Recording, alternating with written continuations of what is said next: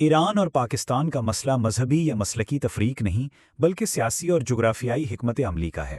مسئلہ مذہب کی بنیاد پر فرقہ وارانہ تعصب یا بغض کا نہیں ہے۔ اصل مسئلہ ایران کے اس کردار کا ہے جو وہ گزشتہ 4 دہائیوں سے مشرق وسطیٰ اور اپنے ہمسایہ ممالک کے حوالے سے ادا کر رہا ہے۔ اگر ایران کا کردار صرف سیاسی ہوتا تو اس کی تعویلات کی جا سکتی۔ اگر ایران جمہوریت پسند ہوتا تو اس کی حمایت میں کوئی قباحت نہ ہوتی۔ اگر ایران کا کردار تعمیری ہوتا تو اسے سراہا بھی جا سکتا تھا۔ اگر ایران عرب و عجم کے درمیان فاصلے کم کرنے والا ہوتا تو تعریف کے مستحق ہوتا۔ اگر ایران اپنے ہمسایوں سے بھائی چارے کا سلوک کرتا تو دعائے خیر کے قابل ہوتا۔ اگر ایران حق و انصاف کا پرچارک ہوتا تو اس کی جان نثاری کا جذبہ پیدا ہوتا۔ مگر حقیقت یہ ہے کہ ایران کا کردار عراق سے شام، لبنان سے یمن تک خاص طور پر تخریبی اور منفی رہا ہے۔ آئیے غور کریں کہ حوثیوں کا ایران سے تعلق محض مذہبی یا مسلکی ہم آہنگی تک محدود نہیں بلکہ ایک سیاسی اور عسکری اتحاد ہے۔ ایران کی حمایت یافتہ ملیشیا جیسے مہدی فورس بھی ایک مشترکہ مشن کی علامت ہیں۔ ایرانی ولایت فقیہ کے مراجع نے جو حافظ اسد کو اس کے نصیری عقیدے کی بنا پر مدت تک اس نے اشریہ سے خارج کرتے رہے، بعد میں بشار الاسد کے ساتھ عربوں کے خلاف متحد ہو گئے۔ ایران نے لبنان میں اسی دہائی میں عمل ملیشیا کی بنیاد رکھی اور اس سے ایک عسکری تنازع نے جنم لیا جس نے فلسطینی آزادی تحریک کے مرکز کو شدید نقصان پہنچایا۔ آج یہ آگ مشرق وسطیٰ کے اکثر حصوں میں پھیل چکی ہے۔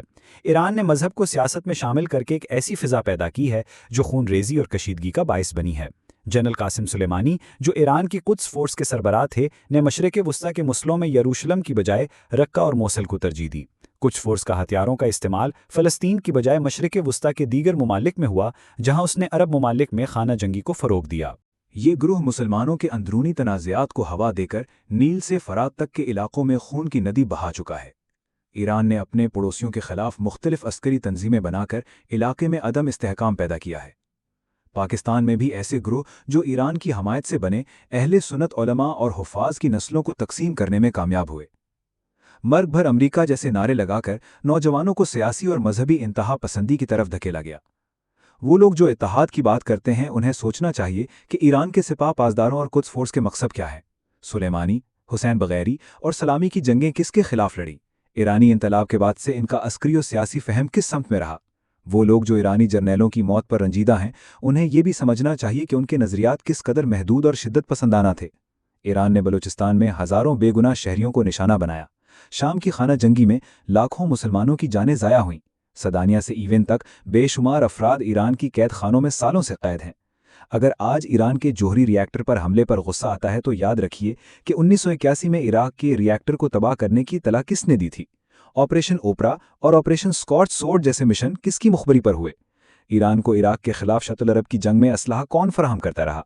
ایران کانٹرا افیئر پر کبھی سنجیدگی سے تحقیق کیوں نہیں ہوئی؟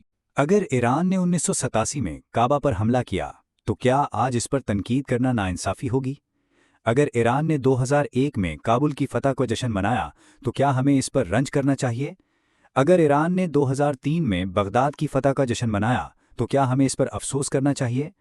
اگر ایران نے صدام حسین کی پھانسی کا جشن منایا تو کیا ہمیں ان کے جرنیلوں کی موت پر سوگ منانا چاہیے؟ ایران اپنے کچھ کارناموں کو اپنی فتح سمجھتا ہے اور ہم ان کی شکست پر افسوس کر رہے ہیں۔ اللہ کی مدد سے ایسا کبھی نہیں ہوگا۔ حالیہ تنازعات میں ہماری ایران کے ساتھ ہمدردی نہیں ہے۔ ہمارا موقف وہی ہے جو قرآن مجید نے سورۃ الانعام آیت نمبر 129 میں ارشاد فرمایا، اور اس طرح ہم ظالموں میں سے ایک کو دوسرے پر ان کے اعمال کے سبب مسلط کر دیتے ہیں۔ چنانچہ ہم اس مشکل گھڑی میں اپنے ایرانی بھائیوں کے ساتھ کھڑے ہیں، اپنے تمام تر ماضی کے گلے شکوے بھول کر اپنے ایرانی بھائیوں کے ساتھ قدم سے قدم ملائے کھڑے ہیں، امن و جنگ اور خوشی و غم اور مشکل و آزمائش میں ان کے ساتھ ساتھ کھڑے ہیں۔